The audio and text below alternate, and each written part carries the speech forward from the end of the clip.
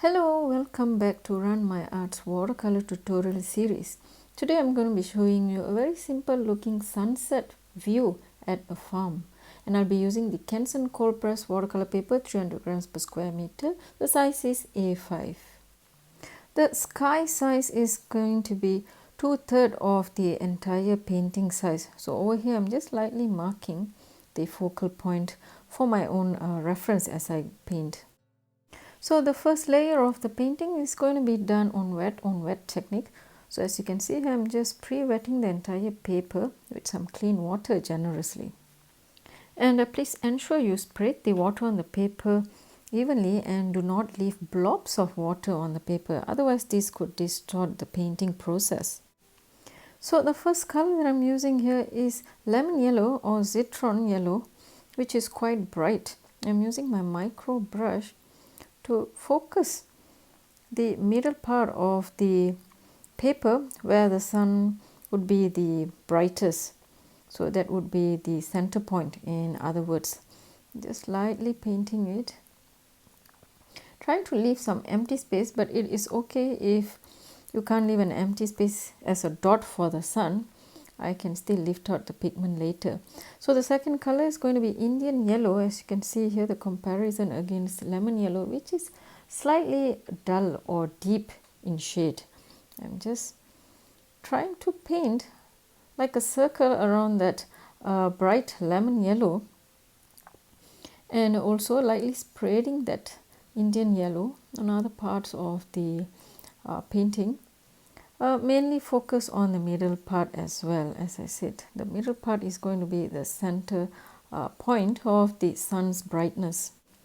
Next, I've added a little bit of bright red into that Indian yellow paint to arrive at this orange or amber hue, and lightly just brushing it off using the same micro brush, since I want this paint to spread in a very minimal manner with some fine lines, which is why I chose to use a micro brush, as you can see here from the replay. So if you're painting it on a larger size sheet of paper, as in A4 size or even larger than that, then you can use a bigger size brush, but this is A5 size. Next shade is Perlin Violet, which is similar to a burgundy. It's like a reddish brown shade. And also using my micro brush to just spread it lightly onto the pre-wet surface of the paper. So please ensure that your paper is still wet at this point of time, because you want all that soft brush strokes of this dark shade. Otherwise you would end up with a very sharp edges or sharp lines, and you don't want that. So please ensure your paper is still wet.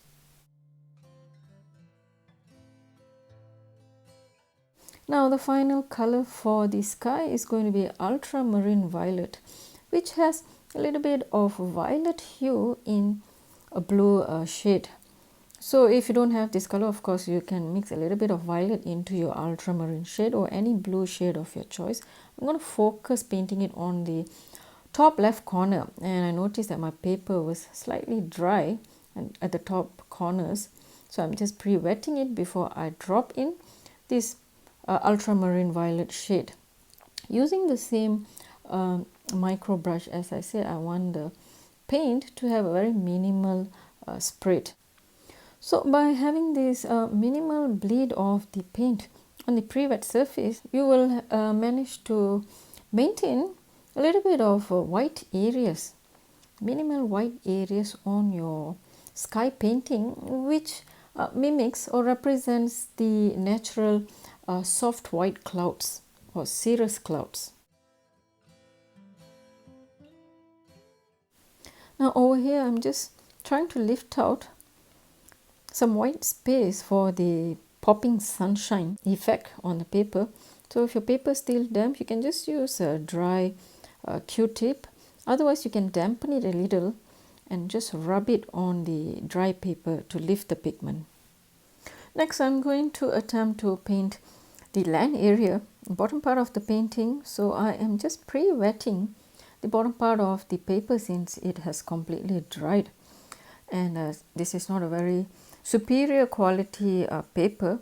It's Canson, but it still works. You just need to occasionally check on your paper condition, because due to weather and the paper's quality, they tend to warp faster. So it's always better to pre-wet them, check on them and pre-wet them before you drop in the paint. I'm using the olive green yellowish paint, which is one of my favorite to-go colors to paint field and grass and also leaves. You can use any green paint of your choice. So lightly dropping it here and there. I am not painting it dominantly. I'm trying to leave in some empty areas, because I've also decided to drop in another shade, which is Sophia with a little hint of burnt sienna. So you'll get this earthy shade. And I also noticed that there are some empty space in the sky right above the land area. So I'm just quickly dropping in the same ultramarine violet. Some paint spatters while the land area painting is still wet. Using my fan brush, you can use an old toothbrush or any other brush with hard bristle, and just creating some spatter using the same dark brown shade mix. Just a quick cleanup if there are splatters on the sky area. And I'm also using a script brush to create some tall dry grass effects using the same brown paint mix with a hint of Sophia, just to create a contrast in the color mix. So it's just some creative impressions, loose impression of grass in the field, nothing very specific.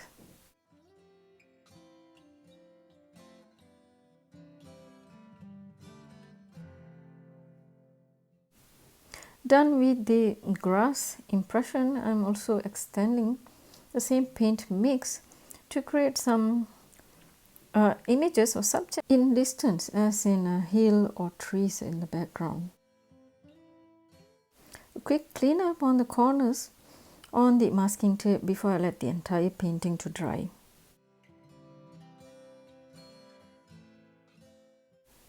So now that the painting is completely dry, I'm going to paint in some impression of fence, wooden fence. And the paint mix that I'm using is Sophia with the hint of the perlin violet, the burgundy like brown paint. And I'm just using my script brush to just loosely paint. And as I move towards the center of the painting, the wooden fence or the vertical lines appear much smaller to create a perspective that the path is moving towards the center of the painting, which clearly indicates the distance of the fence or the road, where the subject gets smaller as it is further from our viewing point.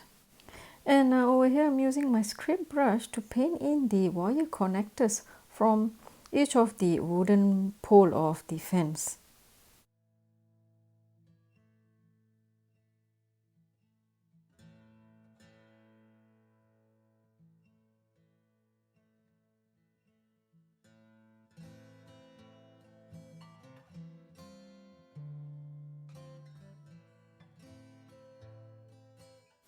So just to create more perspective from this viewing point of the painting, I've extended the same Sophia paint mix to paint in more trees and other subjects in the background.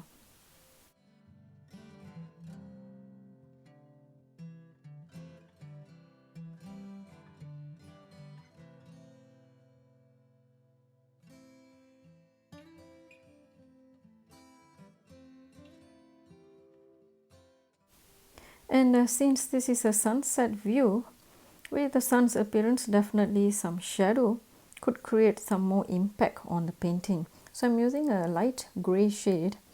You can use your Payne's grey. If you don't have a grey, ready-made grey mix, you can just mix your burnt sienna with a little bit of ultramarine blue or any deep blue shade and arrive at a very cool grey shade.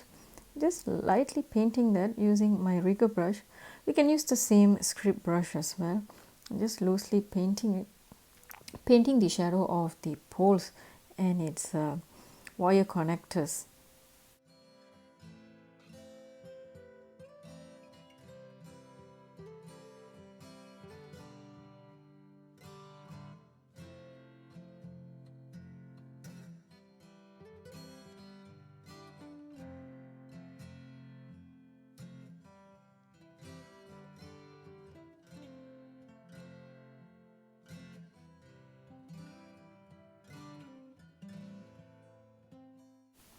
And once I'm happy with the look of the shadow, I am using a clean damp brush to soften it further to give it a much more realistic look instead of appearing very sharp to the eye.